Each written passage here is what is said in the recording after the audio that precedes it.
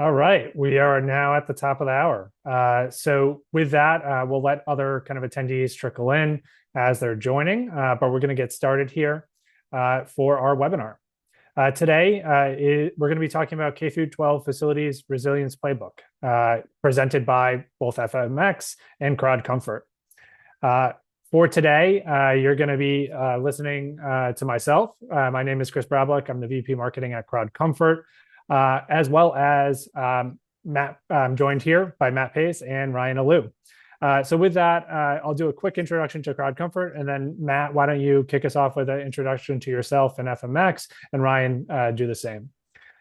So, my role at CrowdComfort is around kind of getting market insights on facilities, right? How do we optimize not only facilities, on the maintenance side, but also on the cleaning side? And we're really focused on how do we get better data out of the frontline work that is being done every day, whether that's a custodian cleaning a room, to a manager doing a quality inspection, anything that we're doing that might be pen and paper. How do we digitize that and actually make that actionable over time? So, today we have a really great conversation, and want to then pass it to Matt kind of to introduce himself and kind of where he's coming from. Yeah, thank you, Chris. My name is Matt Pace. I'm a K-12 practice leader for FMX. I started my career, I went to school to become a teacher and found out very quickly that teaching wasn't really what I wanted to do. It wasn't my passion. I'd grown up a farm boy and I loved working outside. And so started in construction, later owned a landscaping business, landscaped a superintendent's house, and he was actually my college professor back when I was going to school, and he invited me to come back to the schools as an educator, but a different kind of educator, and that on the operations and maintenance side. And so I became director of maintenance and operations in Arizona school districts for the next 10 years, and then joined FMX as an industry practice leader. And I call my job more as a translator. I help facilities leaders, directors all over the country figure out, whether it's policies, procedures, how to use data. And what FMX is FMX is a great opportunity, we're a CMMS system, so it's not just work orders, not just PMs, but it's taking data and giving them the tools that's now able to make them either more efficient, tell their story, get funding, however they can use that data to make it better. And Ryan, I'll let you fill in the gaps from there. Yeah, I'm Ryan Alou. I'm a product evangelist at FMX. Unlike Matt, I don't come from the facilities world, but I do come from a solutioning and integration background. So my role at FMX is to be a product expert on the technology side of things, on the software side of things, and similar to Matt, also a translator in terms of our product and what its capabilities are. For your unique needs in your facilities, and how we can best suit our platform to fit those needs, and hopefully show that to you in a usable way as well. So role is again being a product expert in FMX and CMMSs in general as well. Fantastic. And I love always hearing the stories. I think that's a question I always ask at all the kind of events that we do is kind of how did you get involved in the school districts? We've asked that question in the past. A lot come from teaching backgrounds, a lot come from, other areas there. But I think, in general, this industry really gravitates towards problem solvers. And that's, kind of what I've seen there. So really excited today about some of the insights that you guys have and seen with customers. And as we go through the presentation. So a few just housekeeping items here. One, we'll be recording this webinar, so we'll send the recording out to anybody who is here. So if you feel like there's something here or want to reach out, we will send that recording. And then, our goal today, we won't be able to cover everything that you need to do, but hopefully what this will give you is some ideas on different paths to take or questions to start asking about your process around the data that you're capturing, around the technology that you have, and some ideas on how to actually translate that into changes within your organization that can be beneficial. And so, if you have questions here, on any of these items, you can always reach back out to us, and we can get kind of a little bit deeper into each of these. But just know we're trying to isolate some ideas here. So with that, let's get started. One thing that I think we always want to do, right, when we talk about facilities, especially in operations, especially on the K through 12 side, is that facilities are so crucial to the learning environments and all the district goals that we have when it comes to students. And so when we think about that, there is a lot of things that I think tend to get missed, right? We become a cost center that is kind of like a prerequisite of things we need to have versus a strategic item that is then driving really positive results for students, teachers, staff, and the community. And so, one of those big things, and one thing we will do throughout the presentation is we're going to include quick QR codes for any of the resources that we have here. So if you get your phone out, you can scan this. But this is a research report that we've put together around the impact of the facilities environment in cleaning and the impact that it has on different district goals. Student achievement, we've seen test scores improve, right, by the quality of the conditions of the buildings that they have.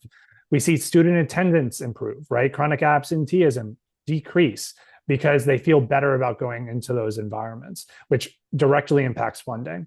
And then, I think last but not least, we also see teacher retention, right?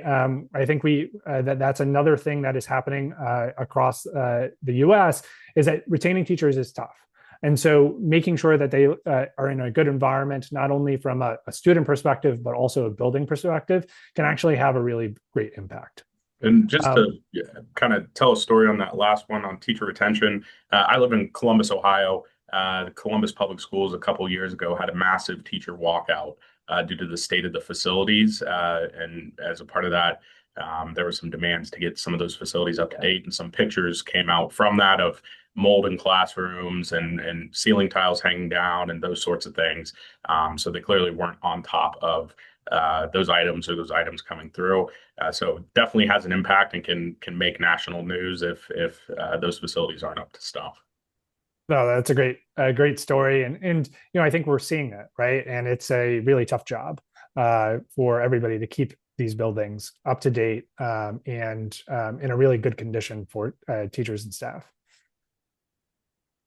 And now I know you guys also had some research that you use in terms of looking at kind of the impact on students, right? Because we want student health and well-being to be top of mind when it comes to our facilities.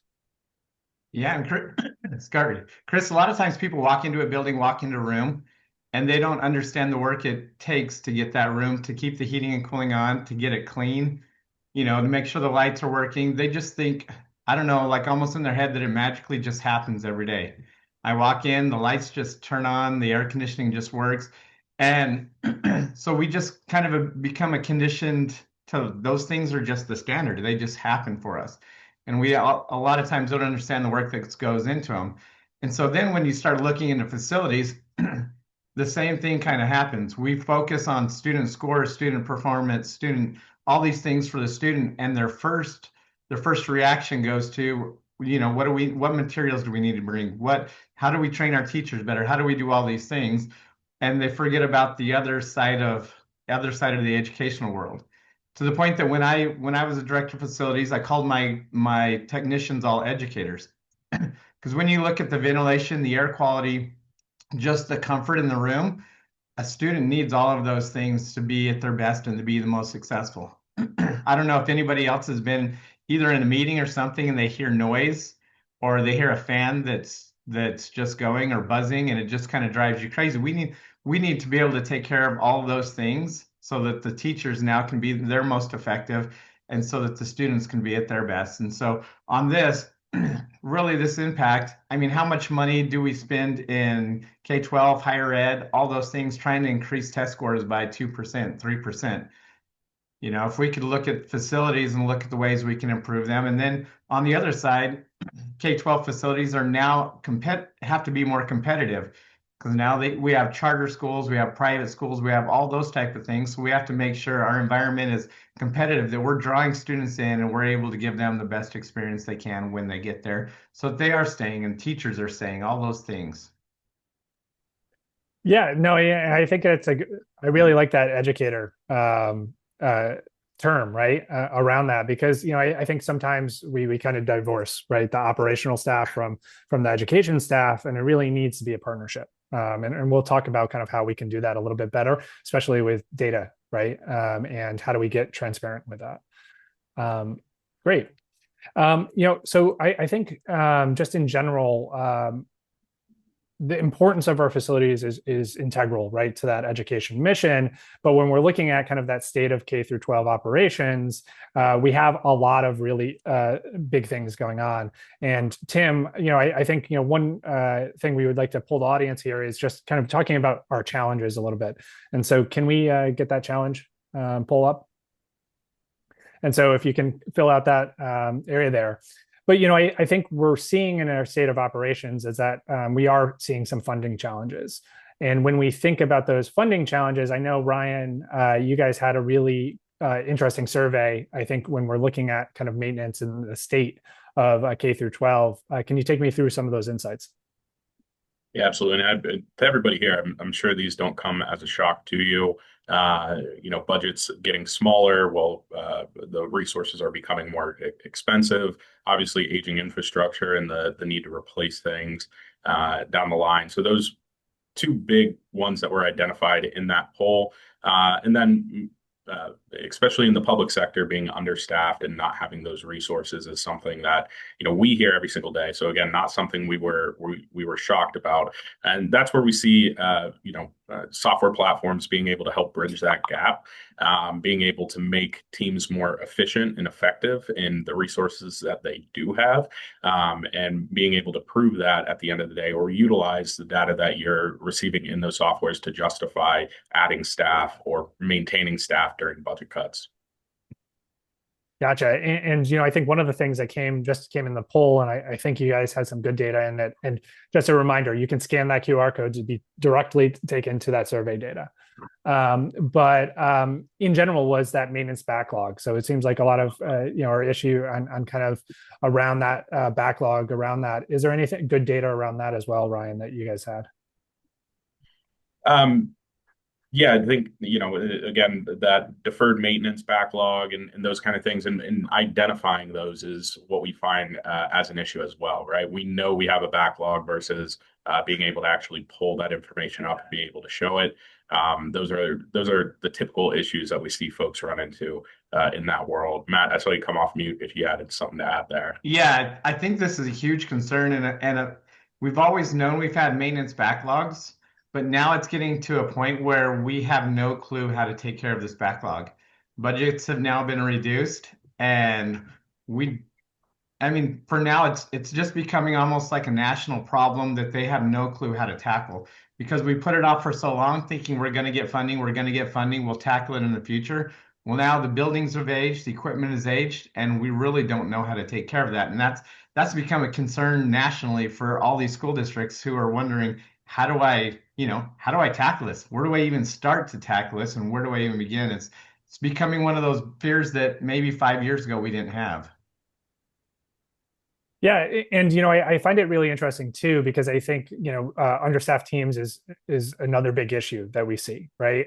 We did a similar poll around CGCS, so the Council of Great City Schools, which we'll talk about. They have some great data around that, but the COO event, and we saw that not only were budgets reducing, but also staff was really tough, right? And so when you look at those maintenance deferred maintenance backlogs, and then you're putting less staff that cleans, less staff that maintains, you're kind of compounding the issue, right? And especially in a lot of these older buildings. And so, I think there's a lot of really, it's a tough environment, right? It's a tough job. And, I think in general, how do we improve upon that, right? And how do we kind of do more with less, unfortunately, has become the constant. And, so we're going to talk about, some ways that people are doing that kind of going in the future. The other aspect here, and I just wanted to kind of call it out, is that we're also seeing that we have an aging workforce, right? And so when we think about our teams, the custodial staff, that median age is 46. The maintenance staff, the median age is 41. And so we're seeing a lot more older generations, being our top performers on our teams. And so we're seeing folks age out, but we're also not seeing as many people come in, right, from younger generations. And so it becomes not only a retention issue, right, with our top performers, with other alternatives that they might have, but also becomes a hiring issue, right, and a training issue for those younger generations. And so compounding all of that is also how do we maintain, right, our teams and top performance there. And one thing that we hear quite often when talking about aging workforce as well is getting that knowledge out of those folks' heads for the next generation, right? A lot of times it seems to happen mostly when we're talking about preventative maintenance, where it's like, how do you guys, maintain make sure your filters are being changed on your air handling units? Well, Rick takes care of that. Well, Rick's 65 years old, on his way to retirement. Something could happen there. So they don't have a good grasp on some of those recurring tasks that they do because someone who's been there for a long time simply handles it. So part of that process of moving into a software, or one of the desires in a platform, is, hey, we need to get this knowledge out of their heads so that we have this in a way that if folks leave or something happens, we can easily transition someone new into that world. Love that. And incredibly important point, right? When we do this, is how do we start to make this where everybody's on the same page and communication's happening seamlessly, right? And that starts with the data, as you mentioned, Ryan. Great. So we've talked a little bit about kind of the importance of facilities, talked a little bit about some of the big challenges that are facing us, right, as an industry. But really, let's talk about kind of what we want to talk about today, which is resiliency. How do we start to build resilient operations, resilient communities, resilient schools? And really, I think it's a three-part process. First, it's how do we plan and budget and forecast in the best way possible, right? And then how do we actually start to execute on that plan? Where I think we're going to spend a lot of today, though, is this third part of, we can plan as best we can execute, but if we have no accountability, no central data mechanism, no way of understanding how all of this planning is working and the ways that we might be able to improve it, we're going to be in the same spot next year and the year after and 5 years from now than we are this year, right? And struggling with budgets, and dealing with these really big backlogs. And so how do we start to use data to inform that budget cycle, talk to administrators in a better way, make sure that our execution is happening at the highest performance we can, and drive down those operational costs, right? And focusing on the things that we need to focus on is really kind of what we're going to be talking about today. And that kind of fits in three main areas, right? It's that maintaining that infrastructure. So looking at that building infrastructure. And so Matt and Ryan are experts there and can really kind of focus on how do we forecast, how do we do capital planning, how do we manage that? Then talk about a little bit about that labor performance and that retention piece. So Matt and Ryan have a lot of expertise on the maintenance side. I have a lot of expertise on the custodial side. But how do we start to actually, make sure that our teams are performing in the ways that they are, and we have visibility into what that performance looks like? And then I think last but not least is how do we actually start to take all that information, all that data we're gathering, and then inform it into our budgets, right? And actually have meaningful conversations with administration that gets us the budgets that we need to deliver on the goals that we jointly set. Right. And so we'll talk a little bit about all this, some best practices. As I said, we want to provide ideas and happy to have deeper conversations here if you're looking to improve these processes.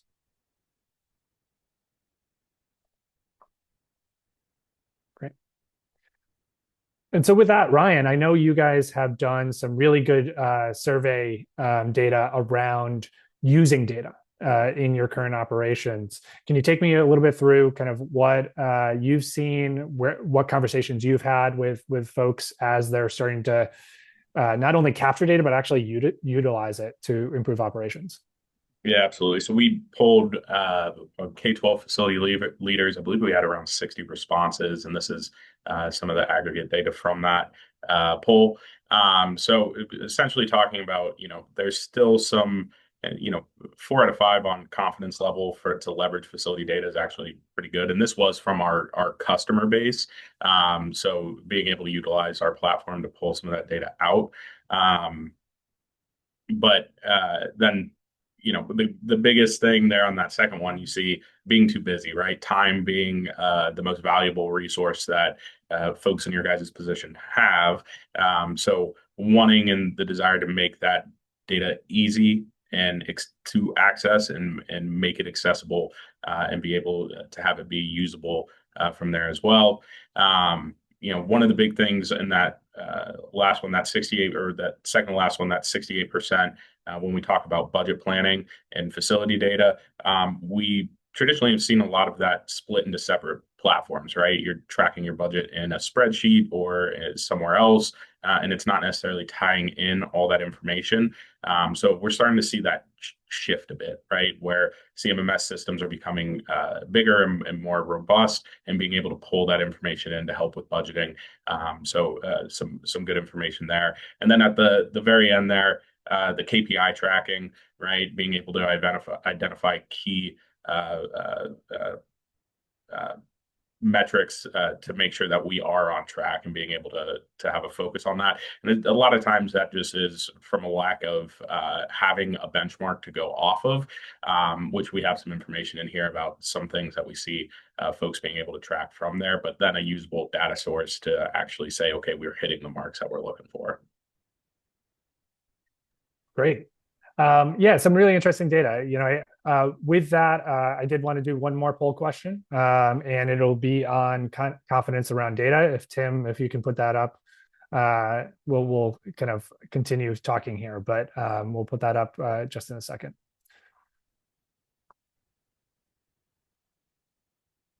And we'll let the poll go.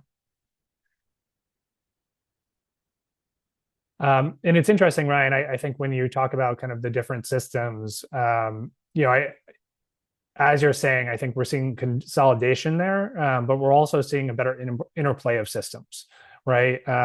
With integrations. I know your background is in that, but just how do we actually pass data back and forth and inform and improve communication of those systems as we go through it.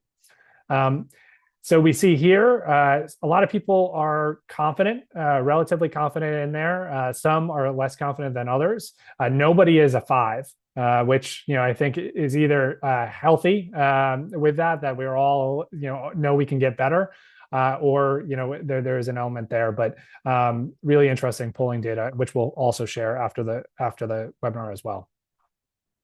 So I think when we think about data, one thing that we have. I know we have a conversation with is just blind spots in the data, right? What are your systems of record? How are they capturing different things? And are there any things that they're not capturing, right? And so I think when we kind of look at these top 2, and Ryan and Matt, maybe I'll get your feedback on kind of the capital planning and maintenance side. But when we look at the cleaning and inspection security side, we typically are using a lot of paper processes, right? And so, when we're thinking about that and how do we get that in, can we use our CMS, an existing CMS solution, to do some of that, right? Can we translate some of our other stuff, or do we need new tools around cleaning to be able to track that? I think there's a lot of questions around that, around what are your systems of record, and then how do they play together? In terms of capital planning and maintenance, Ryan and Matt, what have you guys seen in terms of the big advances there, right? When folks are using these tools. I would say that either people have been pen and paper for a long time, or they're using a system that is strictly, I'd call it almost just a ticketing system. And so they're getting the information to the technicians.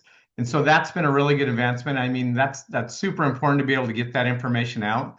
But the information from there, either back to the customer or the inputter, the information that the technician can log and track so that their supervisors can make educated decisions. That's where I think the industry is growing, and what's growing is people want more information to make accurate decisions so that they can do the best. For a lot of times, technicians think they're trying to, like, big brother, spy on them, keep them under control, but really that's the only way that facilities directors can not only brag on their technicians, but be able to give them the option of, like, Chris, you and I were talking, the first places that get cut when budget cuts come in are custodial and then maintenance and operations. Without that data, which in the past we haven't really pushed on collecting, without that data, we can't justify what we're doing and the importance of what's going on. So I think the change and the push now is coming into, we need to make sure we're gathering all the data so that we can justify our operations, make educated decisions, and then doing more with less. Let's give our technicians all the tools that they can do out in the field so that they can be as efficient and effective with their time that's out there. Agreed. Yeah. And, I know, Matt, we were having a conversation kind of yesterday, and again, this is by no means, by no means complete, but there's a number of metrics that people are starting to measure, benchmark against, and do that. But like, really, the point of this is not, I think for most organizations, is how do we capture the data initially so that we can report on it, feel good about the data. But then I think the second part, as you're kind of alluded to, was like, how do we actually start to change what we're doing and optimize what we're doing based off of some of the metrics here. And I know you had a few stories there. Yeah, and a lot of it is, we speak a different language, and I'll say that over and over. When I was taking information to my superintendent, he was educated to become a teacher, then educated to become a principal, and then educated to become a superintendent, and was given, all of these facilities on the other side to take care of. And so being able to help him speak the same language I was speaking, and then speak the same language our board members were speaking, that became my push towards real data. What is this data? How can this data help all of us speak the exact same language so we're all on the same page? Because they really didn't understand what we were doing, and I could kind of put up things that showed what my team was doing, and that meant zero to them. Had no clue what that meant. And so a lot of times we have this data, even a lot of us in facilities may even have data, but we don't know how to use it to effectively manage and run. And there's some leaders that have done. Tim Ivey, he was a leader, K-12 organization, big K-12 organization, and he felt that with his team, he had no way to justify giving them any, not just incentives, but like, how do I incentivize my technicians to do their best and give me the most that they can? And by using data, he was able to create an incentive program at his district that incentivized, gave them monetary incentives when they hit certain metrics. Now that was huge, and the incentives weren't huge, but some of these technicians, they have jobs after hours, on the weekends. They're doing anything they can to raise extra money. So any type of incentive and extra money is huge to these guys. And so being able to have that data to be able to incentivize and give more opportunity for your technicians is huge. And that's something we don't see very often. But only can you do that if you have data to be able to talk the same language to promote it to your boss. You can't do it if you just say, hey, I'm going to incentivize my best 5 technicians. What does that even mean? How do I know that they're the best? How do I know that they're working the best if I don't have any data to track them, to track so that I can promote and fight for them? And so this data can do so many different things, and it can give you so many more opportunities than what we're thinking. It's not just hey, I've got to justify our jobs and how well we're doing. No, this is data that I can brag, support, and make changes that are better for my technicians and for my department. I love that. And I think it goes back to using data proactively, right? To your point, championing folks, right? And also establishing the same expectations across teams, right? If we're not measuring everybody the same way or different things in the same way towards goals that we agree are important, you're in a tough place. I think we also see it, to your point, in the cleaning side, where, again, you're talking to an administrator. they don't really know anything about what's happening on a cleaning. They know if a room is dirty or not dirty based on their site, right? They don't know everything that goes into it. And so how do you actually communicate the numbers, right? Of what does a custodian, an extra custodian mean? Or reducing the staff mean? And what does that mean for the state of the schools? I think becomes really important. But it all measures on, hey, are we measuring data over time, right? And are we tracking that, to your point?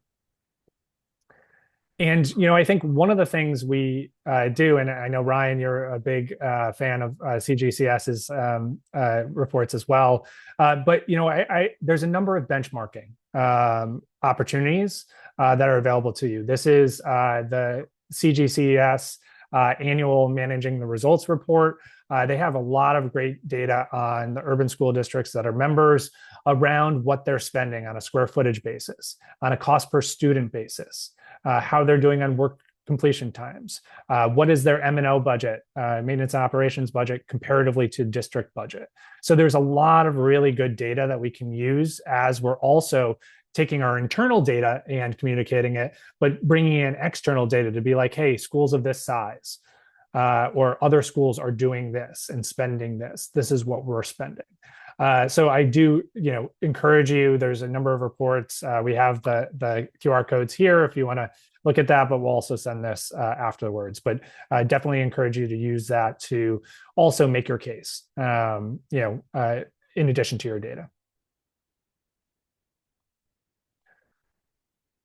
And so, one of the things here, and this is based on our conversation, I think, Matt and Ryan, around that, I think when we think about all this stuff, right, to summarize, when we're looking at data, I think there's gaps in data, right?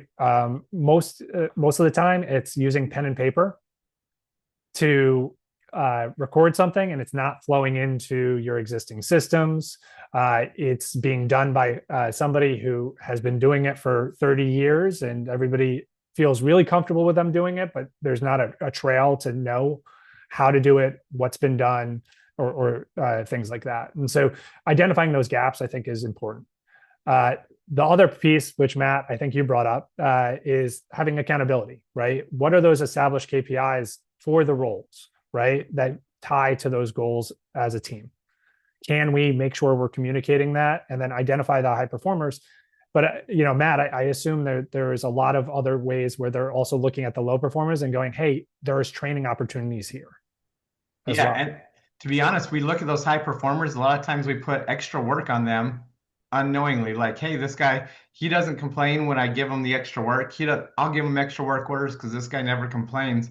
So those high performers actually get punished in a way. They're doing extra work and we're pushing it there. And these low performers, they get a lot of our time, but it's not the right time. So like you said, identifying how can I take these high performers, maybe even reduce their workload and have them help training these either lower performers that need the experience and the help going on. Instead of with no data, we tend to just, throw it on the high performers, the extra work, and don't give them the opportunities to help others. Oh, that's a great point. And we see that on the cleaning side too, right? The square footage per high performer is always higher than the lower performers. And they always do their job. They do high quality. And so it often happens that way.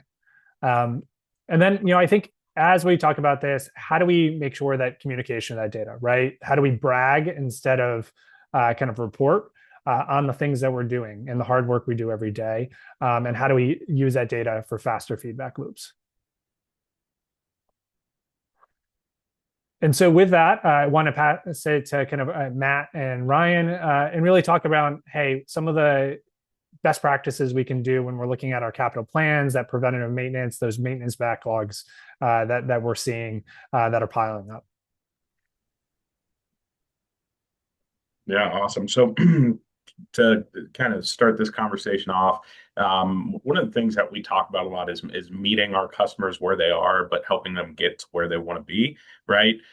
So when we talk about capital planning in particular, there's a couple different levels that we see, and the first one, that we commonly see is Chris, if you want to jump to the next slide, the dreaded binder. So if you're seeing this and you cringed a little bit or you got some goosebumps, I feel for you there, right? Maybe you had a facility condition assessment performed and they handed you all this data in a big old binder, and it sits on a shelf, collects dust, and then in a couple of years that data is bad because it hasn't been updated or maintained, or things have changed, and it's not easy to make those changes within there, or you get a question, you have to pull this thing out and try to find the answer within there. So unfortunately, this is a very common practice we see, especially in the public sector world, where this is sitting in this very analog, static way, and it's very difficult to make changes as changes happen in the market or anything else there.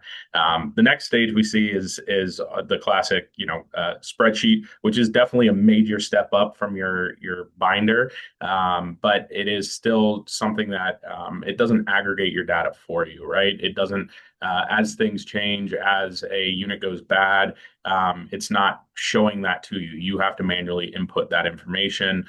You have to be on top of this as a daily item to make sure that this data stays somewhat updated. And if scenarios need to be changed, it's very difficult to make those changes and then revert things back to how they were. So when we talk about and I don't know, Matt, I know this is kind of an example that you saw, if you want to talk about some of those struggles you had with I not only saw this, but I created this. So this was back when I was with the school district, and I thought I was brilliant, to be honest with you, Ryan. I thought, man, I have something that I can take and communicate, and I love this. But I did rely on so many outside factors. I relied on principals. I relied on so many people to put input in to build this plan.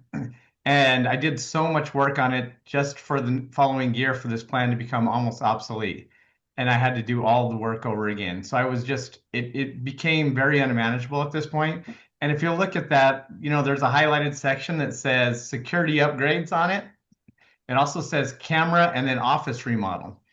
And so that's principals. If they want to put a safe health and safety thing in there, they want to remodel their office, they put it under health and safety and their cameras and office remodel. So a lot of this stuff wasn't based on data. It was based on the principal or the person looking and feeling what's going on. And you can call anything safety and security, and it rises up and gets people's attention. But when you don't have the data to back it, how do you make that decision? How do you know if this really is important or not? And the next year, this health and safety thing didn't even show up on the list that came from the sites. And so being able to take this and have actual data that goes from it is huge. Yeah, so that next stage is compiling that information in one place, right? And in a relatively new in the CMMS world is bringing in that capital planning and forecasting ability within that product itself. Chris, if you want to jump to the next one, right? That gives you that overall look into these things, and we don't have a ton of screenshots of an example of this, but the main things that it comes up in these conversations is when it's implemented in a tool like your CMMS system or facility management system, you're then aggregating data from these different assets that are set to be replaced or projects that are set to occur, so that you have that instant feedback and you can reprioritize things based on maintenance history, right? If we have a air handling unit that we have spent a bunch of money on, but it's set to be, end of life in 10 years, we can then reprioritize that because we have that information at hand in an easy way as well. And kind of what we see in the process for capital planning and how to get that up and running. Number one, we always talk about facility condition assessments being a great tool to get an understanding of your assets and get some of that data in a system or in your hands. Now, this doesn't have to be something that's done by a professional service department. There are ways to do this internally, although we find most time resources, time, we talk about understaffing, there's just not enough time. So there are plenty of resources out there to complete a facility condition assessment, and they will work with you to get that information into a platform, a CMMS platform or otherwise, to get that information there. So it's going to help you just understand what you have. That tends to be a conversation. Hey, I don't know what all the assets that we have across our buildings are. But also from there, be able to build preventative maintenance plans, your forecast your spending, there. And then, as a part of that, from an internal perspective, assessing the asset condition and lifespan. So as we're doing work on these assets, we can continue to assess those things. So hopefully that expands our need to perform facility condition assessments from every 5 years to 10 years to 15 years, because this report is going to continue to update and be a living, breathing report for you as you change there. Just another example, being able to break that down by building and see that kind of heat map with your problem areas, your problem fiscal years, right? What do we need to do to ensure that we're not going to go over budget, or we have the budget to hit these things? Let's dive deeper into those particular buildings and fiscal years and review those assets or projects set to be done and see if we have some wiggle room or can move things around there. And Ryan, I'll say on this one, this also helps because a lot of times your building principals, they see, I'm going to use the word sexy items. They see the, media center, they see the new marquee being done, and they see that type of money going in. And when you're not putting that into their campus, they think either you don't like them, why are they not getting money? But being able to show this, like, hey, you're not getting a new marquee, but you are getting a new chiller, which is way more than a marquee, and it's going to affect your school way better, way more than the marquee will. So being able to have something to justify and show why you're making the decisions and that you are spreading equity between either different schools, different buildings is huge. No, that's great. And I think this is really important, right? We need to be able to adjust this. I know a number of districts are also looking at, student populations, student growth, declines, how they're managing their buildings and their building portfolios, and using that as a way to also determine, right, what they're investing in each of their buildings. So this is really crucial. Great. So we have about 20 minutes left. One reminder I will say here for anybody on the call, if you have questions throughout, there's a Q&A option there. So definitely put your Q&A in, and we'll get to those in probably like 5 to 10 minutes here. But we'll continue on as needed here. So when we think about that, so there's the kind of capital planning aspect, and then there's, how do we actually start to go to execution? And Matt and Ryan, feel free to jump in here as I go through, a lot of these points, especially on the maintenance side. But what we see is that, I think what we don't realize a lot is that a lot of our operational costs, especially from a facility standpoint, is very human driven, right? It's labor driven, especially on the custodial side. And so again, this is our CGCS data, but looking at kind of $4.50 is all built on kind of the building, from a utility cost to the human costs around maintenance and our custodial. And so we need better ways to track that. Oftentimes that's relied on pen and paper, relied on different communications, email, elsewhere, or just, hey, they do their job. And so, as we look forward, we need to kind of get a better ways there. The other aspect here, and I think this goes to how do we benchmark, but expectations aren't necessarily set in reality when we talk to administration. One of the common examples I always bring up is APPA level scoring. Every school district we talk to says our goal is level 2. The way that APPA does this is basically they say, hey, a custodian can, if they're doing X, Y, and Z daily cleanings and these types of cleaning procedures, they can do about 16,700 feet per custodian. I can tell you no district is staffed that way. So, when we're talking about these conditions, it's, well, how do we improve the conditions of our schools? If you're expecting this level of cleanliness, well, we can't get that with what we're doing. And so this is what we can do, right? And being able to establish that, I think it becomes a much more important factor as we're talking about our budgets. The other thing I'll say, especially on the cleaning side, is we have a lot more mobile tools, right? Again, we provide this, but this is an example of the kind of all the communication that happens from a single mobile app for a district, and that is in the hands of a custodial staff, so they can put their work in, they can see the routes that they're doing, all the what percentage of they've completed throughout the day, they can log photos of their completed work. They can submit a work order through their CMS. So, we pass it into FMX. They can notify any broken equipment. Do they need supplies? Any other questions that they might have? And so by giving that type of visibility, we're starting to actually start to understand, well, what's getting done on a given basis, but starting to understand how do we use resources better? What are our problem schools when it comes to cleanliness in that staff? To your point, Matt, how are individuals performing? We see a lot of really interesting data on, hey, where can we train people up? But also, like, we're asking, this person is doing so much more than everybody else, right, on these teams. And so how do we start to use better workloading to better utilize our staff when we're going through that? And then the last thing I'll say, here, as we're thinking about this, the other aspect here is using data and making sure that's transferable across stakeholders. We've seen a lot of great examples of giving data and allowing data in the hands of each level of your organization, whether that's the custodial manager or the maintenance manager that is managing their teams, to that frontline staff and understanding what they need to do and when they've done it, to the leadership that's looking at a macro level, kind of the general costs, the things that we can change with our budget and staffing. But like the last one is school leaders. Right? We have principals that complain about cleaning all the time or complain about maintenance issues not happening. And so how can we give them a fuller picture of what's happening on a daily basis becomes really, really integral. And we've seen really positive things of giving them access to visibility into their data, into their schools, and how that impacts reputation, how that impacts satisfaction.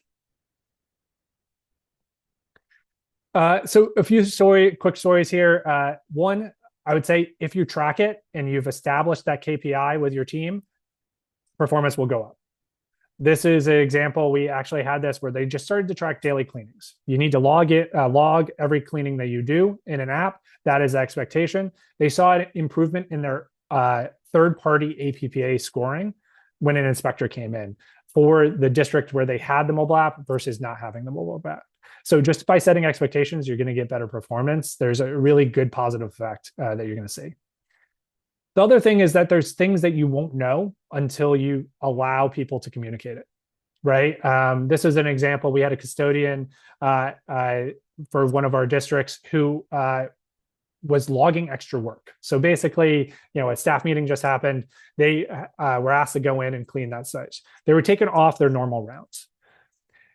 They were looking at the numbers. They said 72 times a week they were being asked to do extra work by teachers, staff in this specific school. And so now the conversation goes not from, hey, should they be doing their rounds? It's, hey, do you want them to be able to be this reactive to their cleaning needs? Okay, great. If that's the case, we're going to staff it a little bit differently and we're going to allow them to do that. And so by having that, they've actually had a conversation with the principal to set different expectations for cleaning for that school specifically because they see the value in that. And so they actually have night staff do regular rounds and have the day custodian do more day porter work for the staff. And then I think last but not least, try to make the processes easy, right? If you want feedback from occupants, make it easy for them to submit that feedback in a central way. In general, we've seen that get really interesting in a lot of different ways. But really try to make it as easy as possible. Look at your processes, right? One thing we always get asked on the cleaning side is, can we have a check-in, check-out for our custodians so that we know the time that they're in a room? To be honest, that actually leads to less data because it's another thing for them to remember than just do the work, scan out, and go, right? And we can get that type of data in terms of the time it takes through other methods. And so different things like that make it really easy for data to be entered and things to be submitted. And so, I think when we think about that kind of daily operation stuff, then it's like, well, how does all this data, how does that planning data, how does that labor data lead to those budget conversations? And I know, Matt, Ryan, you have a lot of great examples here, but we've kind of, distilled it down into two kind of main sections here of, kind of best practices, but would love to hear kind of some of the stories that you have of districts you've worked with and how, data has worked in getting or asking for more budget, for their teams. And I can tell you kind of on my own experience, I was brought into a school district that the reputation of the maintenance team was pretty poor. And, growing up a farm boy, I knew how to work. That was my biggest thing. I knew how to work and I knew how to work hard. And so in my previous district, that's what I was known for, working hard and getting people to work hard. I came into this new district being hired to do just that. And very quickly, I found out I had the best team I'd ever seen in a school district, but they had probably the poorest reputation I'd ever seen in a school district. And so very quickly, I started gathering data, using data to be able to justify a lot of things. And every time I walked into a principal's office, which every week now I was going in intentionally, and I was pulling it up very quickly, like, hey, look at my guys killed it on your site this week. And that in the beginning brought a lot of speculation. The principals thought maybe I was fabricating data because I had a principal kind of call me out like, hey, you keep telling me your guys are working on the site, but we don't even have a chiller. So I don't know what they're working on. I've asked my site, but we don't even have a chiller on our site. So, tell me what your guys are really doing. So it gave me the opportunity to walk with this principal over. We'd worked there for almost 10 years and walk into a mechanical room and blew her mind. She had no clue the mechanical room was even there. She didn't know what it was used for. And then she was just in awe. She's like, hey, your technicians know how to work on this? I was like, yeah, they do pretty good. And she saw the technology that was involved. She's like, they know how to run the technology? I'm like, yeah, that's where the data is coming from.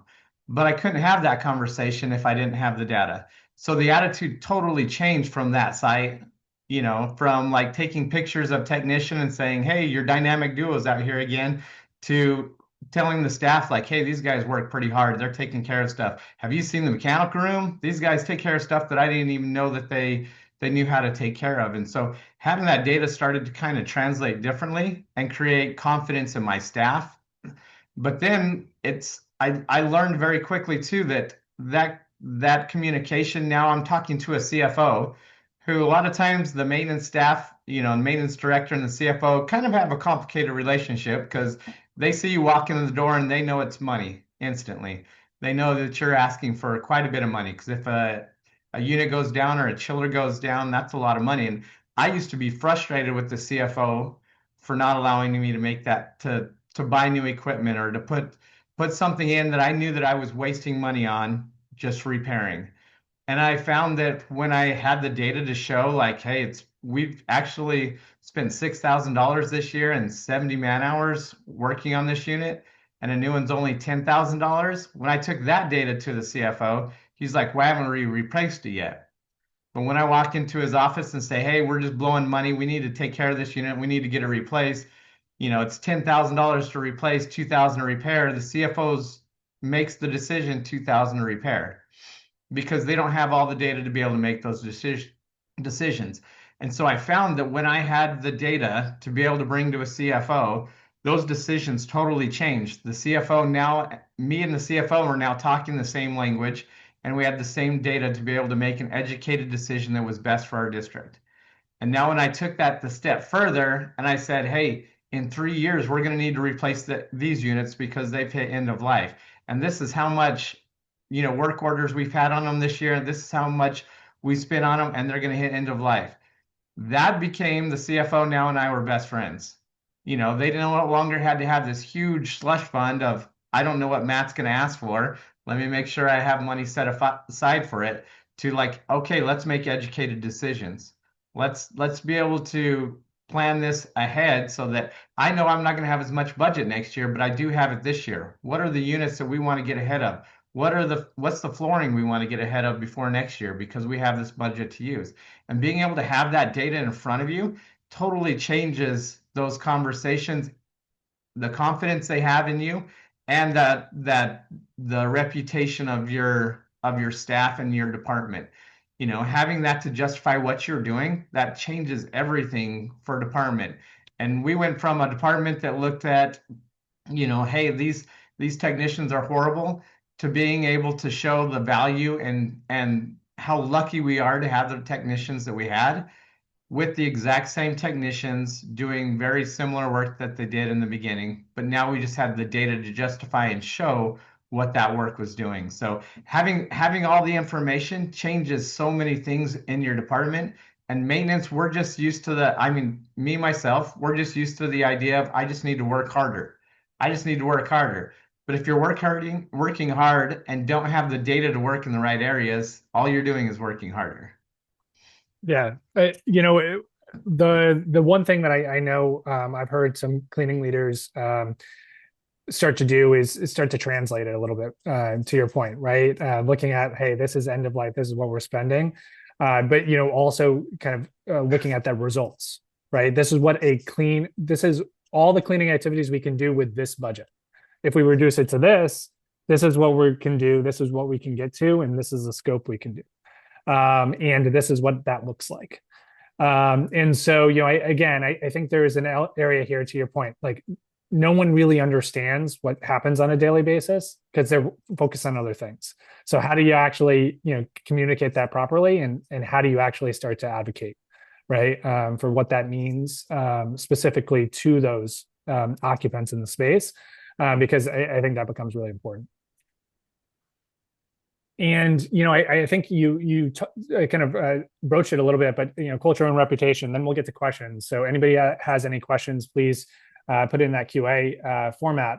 But I think in general, involving those school leaders, I think became really important. I know you talked about recognition programs earlier of just making sure that like even a little bit of recognition.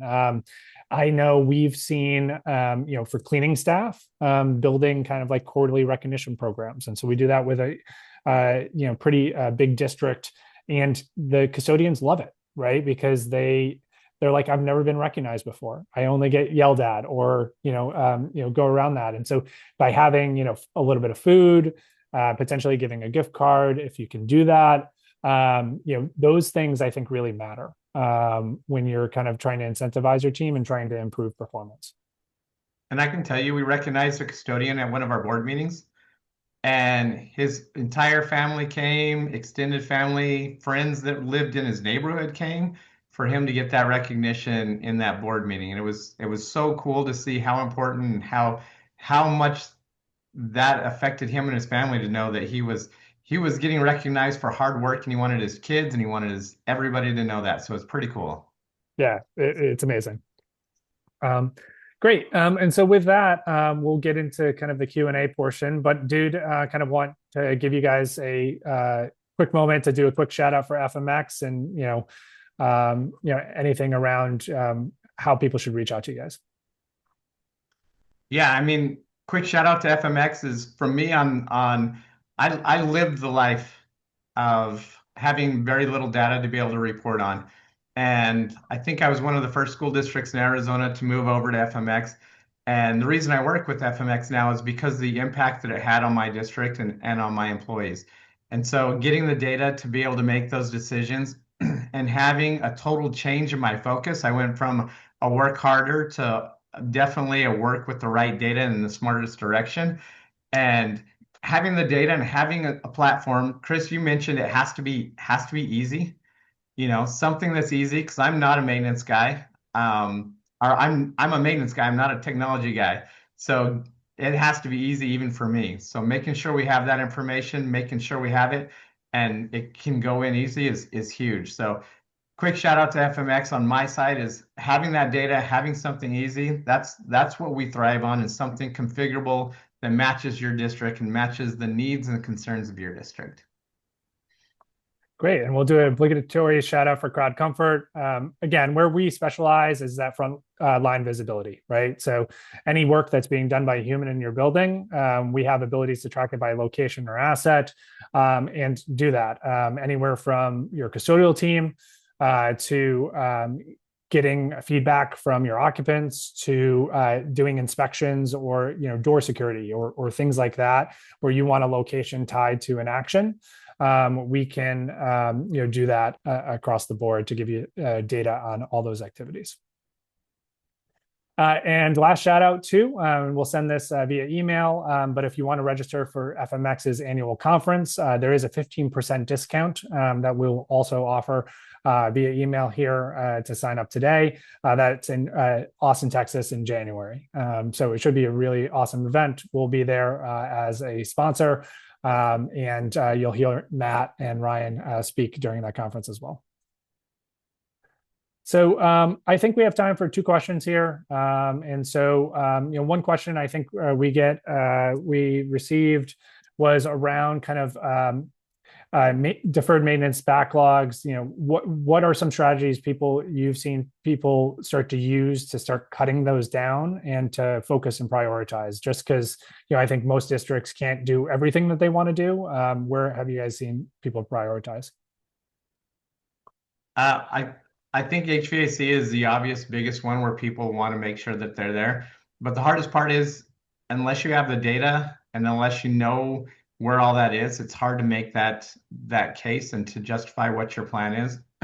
Because for me, I had a problem HVAC unit that I went after, but you're going to just be chasing problems and problems and problems until you have a more complete plan. So chasing problems, yes, that's a short-term fix and a short-term goal. But knowing long-term when you got to replace stuff and go, that will definitely change that deferred backlog conversation quite a bit.